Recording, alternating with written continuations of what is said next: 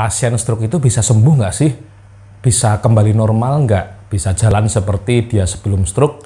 Bisa beraktivitas normal seperti orang-orang normal? Nah, pertanyaan ini yang sering disampaikan oleh pasien atau keluarganya di Polisaraf. Kita bahas di video kali ini.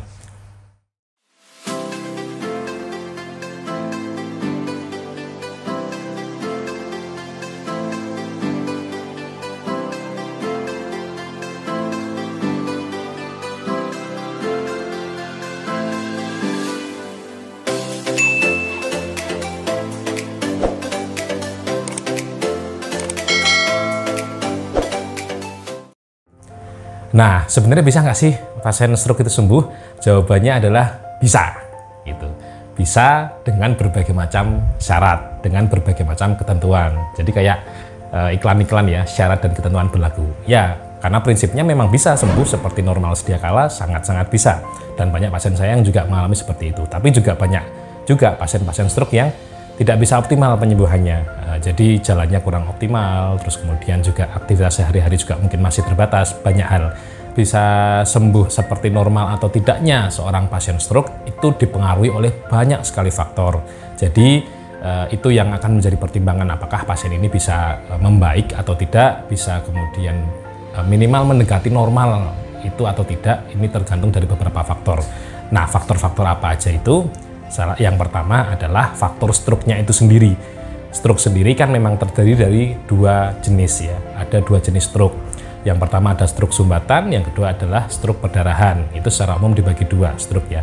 Nah, jenis stroke ini juga sangat menentukan prognosis atau prediksi apakah seorang pasien itu bisa pulih seperti normal atau mendekati normal atau tidak.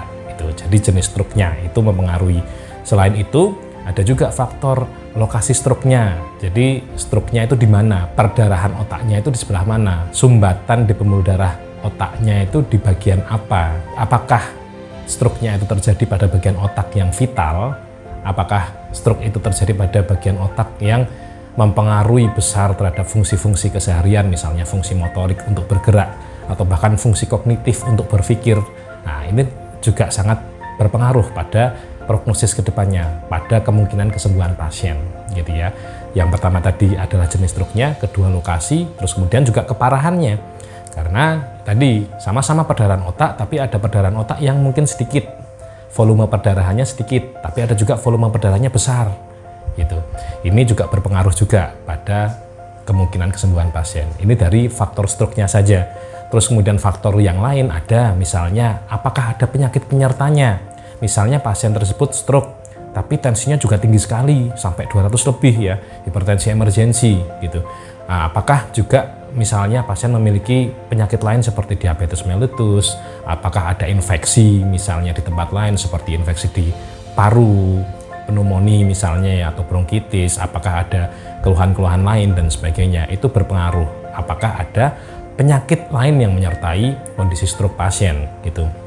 Terus kemudian yang selanjutnya ada juga soal usia pasien.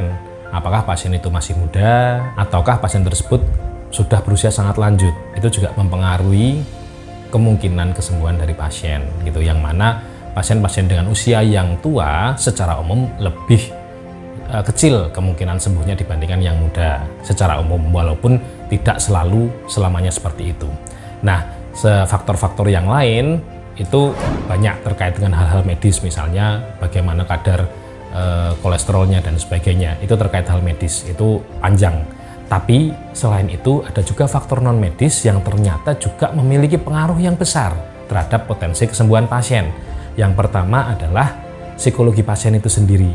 Apakah pasien itu istilahnya ngelukro ya kalau bahasa Jawanya, putus asa gitu dengan kondisinya. Ini kebanyakan kalau pengalaman saya pribadi banyak saya temui pada pasien laki-laki ya. Laki-laki yang masih tegap, gagah, punya jabatan besar, punya pengaruh besar gitu ya di lingkungannya, tiba-tiba dia stroke, berjalan pun tidak bisa, dia tidak bisa bekerja lagi, menghidupi keluarganya lagi. Itu memang sebuah sumber stres yang luar biasa bagi seorang laki-laki.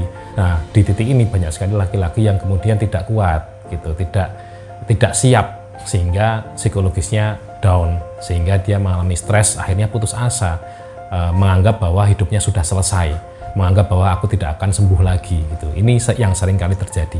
Nah, kondisi psikologis inilah yang kemudian menurunkan potensi kesembuhan pada pasien. Berbeda dengan pasien-pasien yang semangat, walaupun dia mengalami stroke, tapi dia semangat, yakin dia akan sembuh gitu. Terus kemudian dia semangat mengikuti pengobatan, kontrol rutin, terus kemudian telaten untuk latihan ya, latihan pemulihan, fisioterapi dan sebagainya, itu jelas akan meningkatkan kemungkinan pasien untuk sembuh. Jadi kondisi pasien itu sendiri sangat mempengaruhi. Selain kondisi pasien itu, ada juga faktor lain, yaitu terkait dengan keluarganya. Bagaimana support keluarga terhadap si pasien. Karena ada juga beberapa kasus yang keluarganya memang kurang suportif terhadap pasien, cenderung mengabaikan, atau mungkin pasien hidup sendiri, tidak punya keluarga dekat yang bisa mengurus pasien sehari-hari ketika pemulihan pasca stroke. Bahkan ada pasien juga yang tidak memiliki siapa-siapa, tidak memiliki keluarga untuk mengantarkannya kontrol ke dokter spesialis saraf misalnya. Jadi faktor ini berpengaruh juga. Tapi banyak juga saya temui keluarga pasien yang sangat suportif, luar biasa, sering bertanya kepada saya, terus kemudian secara aktif mengabarkan kondisi pasien, perkembangan seperti apa dan sebagainya. Jadi perhatian dan kasih sayangnya keluarga juga tercurah sangat besar pada pasien. Itu menjadi satu faktor yang sangat menentukan kesembuhan pasien.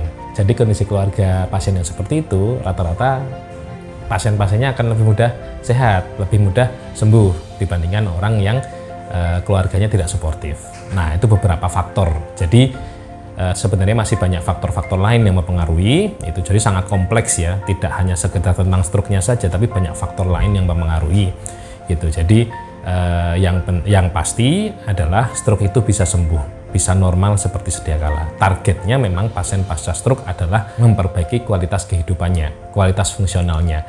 Jadi targetnya adalah pasien bisa mandiri, bisa kembali bekerja, beraktivitas seperti dia sebelum stroke ya. Walaupun mungkin pada kebanyakan kasus tidak bisa 100%, tapi seringkali 95% pun sudah cukup, sudah sangat membahagiakan, sudah sangat kita syukuri lah. Pasien dengan stroke bisa kembali 95% dari kondisi awalnya, itu sudah luar biasa.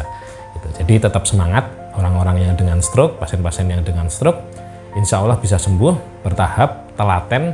Stroke itu penyembuhannya, pemulihannya memang tidak sebentar, perlu waktu, perlu kesabaran luar biasa, perlu ketekunan, ketelatenan ya, tapi insya Allah bisa.